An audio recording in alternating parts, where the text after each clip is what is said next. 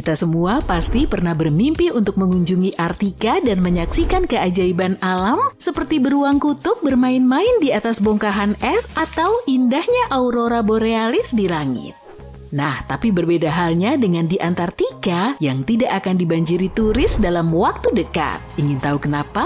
Yuk kita bahas lebih lanjut. Pertama, di mana letak Antartika? Letaknya di belahan bumi selatan, tepatnya di Kutub Selatan. Benua ini dikelilingi oleh Samudra Antartika dan hampir seluruhnya tertutup es, menjadikannya salah satu tempat paling terpencil dan paling dingin di bumi. Apa kamu pernah bertemu seseorang yang sudah mengunjungi Antartika? Pasti belum kan? Antartika adalah salah satu tempat yang paling jarang dikunjungi di planet ini dan hanya segelintir petualang beruntung yang pernah melihat langsung wilayahnya yang sebagian besar terdiri dari gletser dan hamparan es. Tapi percaya deh, marga satwa dan pemandangan di sana sungguh luar biasa. Kenapa kita sebaiknya tidak berkunjung ke Antartika? Pertama, kondisi lingkungannya sangat rapuh dan mudah rusak, ditambah lagi tidak ada populasi penduduk asli di benua ini. Jadi perjalanan kita akan terasa seperti mengunjungi sebuah pulau tak berpenghuni. Dan jangan lupa bahwa ini juga salah satu tempat tujuan termahal. Terlepas dari semua itu, Antartika tidak sepenuhnya dijaga seperti benteng, tapi ada perjanjian internasional yang disebut Traktat Antartika. Traktat ini dirancang untuk mencegah aktivitas yang tidak diinginkan di benua ini dan melarang beberapa bentuk pengujian dilakukan di sana oleh negara-negara anggotanya. Namun alasan utama kita tidak bisa melenggang begitu saja ke Antartika adalah karena ekosistemnya yang rapuh dan butuh perlindungan. Traktat ini menyatakan bahwa Antartika hanya boleh digunakan untuk tujuan damai dan harus bebas dari aktivitas manusia yang bisa merusak lingkungan. Para ilmuwan masih mempelajari ekosistem unik di benua ini dan aktivitas serta mesin-mesin kita bisa mengganggu keseimbangan yang ada di sana. Kalau kamu masih ingin pergi ke Antartika, perizinannya tidaklah mudah. Warga negara Amerika Serikat misalnya harus mengisi formulir khusus dan mengirimkannya ke Office of Ocean and Polar Affairs. Dan saat berada di sana, kamu harus mematuhi sejumlah aturan ketat untuk melindungi lingkungan, seperti tidak mengganggu satwa liar atau mengambil cindera mata, seperti batu, tanaman, atau hewan. Nah, secara teknis, bisakah kita tinggal di Antartika? Meskipun tidak ada hukum yang melarang orang untuk menetap di sana, lingkungannya sangat tidak ramah dan tidak cocok untuk tempat tinggal manusia. Suhunya bisa mencapai minus 60 derajat Celcius atau lebih rendah, sehingga hampir mustahil bagi siapapun untuk bertahan hidup tanpa peralatan dan pengalaman yang memadai. Ditambah lagi daratan terdekat berjarak lebih dari 1.600 km jauhnya yang membuat penduduknya benar-benar terisolasi dari dunia luar.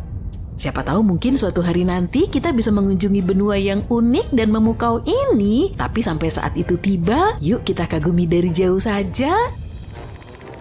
Sekarang kita bahas sedikit tentang penemuan Antartika. Tidak seperti tempat lain yang sudah dihuni, Antartika tidak memiliki populasi penduduk asli. Para filsuf Yunani kuno mengetahui adanya benua ini dan menyebutnya Antartos yang berarti di seberang beruang. Beruang yang dimaksud bukanlah beruang kutub, melainkan rasi bintang beruang besar dan beruang kecil yang hanya dapat diamati di belahan bumi utara. Alhasil istilah ini menandakan kebalikan dari negeri beruang. Pelayaran perburuan paus dan anjing laut pada akhir tahun 1700-an dan awal 1800-an menjelajah lebih jauh ke selatan ketika melewati Tanjung Horn di ujung Amerika Selatan. Saat itu, diketahui bahwa pergi lebih jauh ke selatan seringkali berarti angin yang lebih kencang, risiko menabrak es mengambang dengan berbagai ukuran, serta angin dan lautan yang bisa berbahaya bagi kapal dan awaknya. Kapten James Cook menjadi orang pertama yang melintasi lingkar Antartika pada 17 Januari 1773 di wilayah Laut Ross. Dia mencapai titik yang lebih jauh ke utara setahun kemudian dan meskipun tidak melihat daratan, dia sampai pada jarak 80 km dan melihat tumpukan batu di dalam gunung es yang menandakan adanya daratan di wilayah selatan.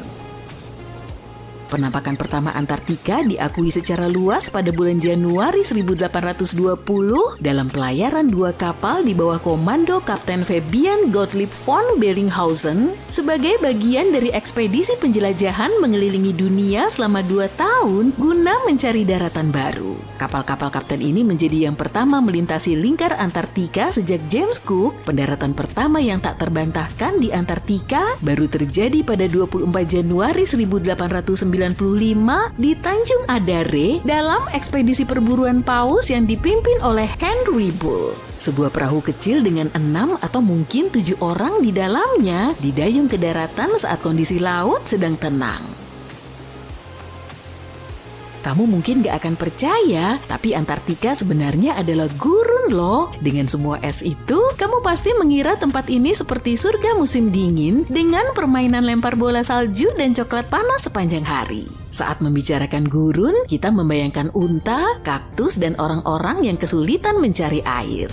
Tapi lain ceritanya di Antartika. Kesulitannya bukan dalam mencari air, melainkan menemukan sesuatu yang tidak tertutup es. Curah hujan rata-rata hanya sekitar 10 mm dalam 30 tahun terakhir. Itu seperti beberapa tetes hujan dibandingkan yang biasa kita rasakan. Jadi secara teknis, bukan bukit pasir atau panas terik yang menjadikan sebuah wilayah sebagai gurun, melainkan kurangnya curah hujan. Tapi tenang, kalau tersesat di Antartika, kamu nggak perlu khawatir kehausan. Pastikan saja kamu membawa jaket dan sarung tangan, karena suhunya cukup dingin untuk menjadikanmu es lilin. Antartika bukan hanya salah satu tempat paling kering di bumi, tapi juga paling dingin, paling berangin, dan paling tinggi. Sungguh pencapaian yang luar biasa. Para penguin dan ilmuwan di Antartika terkadang merasa bingung soal penentuan waktu. Tidak seperti tempat lain di bumi, tidak ada zona waktu Antartika. Semua garis bujur bertemu di satu titik di kutub selatan, sehingga agak membingungkan untuk mengetahui pukul berapa tepatnya sekarang. Kamu mungkin berpikir, terus gimana dong para ilmuwan dan peneliti mengetahui waktu di sana? Pertanyaan bagus. Mereka biasanya berpegang pada zona waktu negara dari mana mereka berangkat. Akan tetapi karena ada berbagai pos dari seluruh dunia di semenanjung Antartika, situasinya bisa menjadi sedikit rumit. Bayangkan mencoba berkoordinasi dengan negara tetangga tanpa membangunkan mereka secara tidak sengaja di tengah malam. Kamu mungkin berpikir tidak banyak yang sanggup bertahan di tempat dengan suhu yang sangat dingin, matahari yang nyaris tidak pernah muncul, dan angin yang bisa menerbangkanmu dalam sekejap. Nah, seperti di banyak tempat di bumi, kehidupan juga menemukan jalannya di Antartika. Percaya atau tidak, benua beku ini penuh dengan aktivitas. Antartika adalah rumah bagi miliaran krill yang menarik sangat banyak anjing laut dan penguin untuk datang. Tapi jangan biarkan penampilan mereka yang imut dan menggemaskan menipumu ya. Penguin adalah perenang ulung dengan tubuh ramping yang akan membuat para peraih medali Olimpiade iri. Penguin datang ke daratan untuk berkembang biak dan bersantai, tapi bakat mereka yang sesungguhnya adalah mencuri kerikil dari satu sama lain dan membentuk kerumunan yang presisi agar tetap hangat. Antartika juga merupakan rumah bagi spesies penguin terbesar di bumi, yaitu penguin kaisar. Burung ini memang nggak bisa terbang, tapi bukan berarti mereka nggak bisa melompat ya. Bahkan beberapa di antaranya bisa melompat hingga 3 meter. Dan jangan lupa juga soal anjing laut dengan tubuh berbulu dan nyanyiannya yang khas. Mamalia laut ini dilindungi oleh Traktat Antartika dan berkembang biak dengan baik di perairan sejuk Samudra Antartika. Tapi bintang pertunjukan yang sebenarnya adalah paus. Selama musim panas di Antartika, makhluk besar ini berbondong-bondong datang untuk menyantap krill yang melimpah. Benar-benar seperti hidangan prasmanan bagi para paus di sana.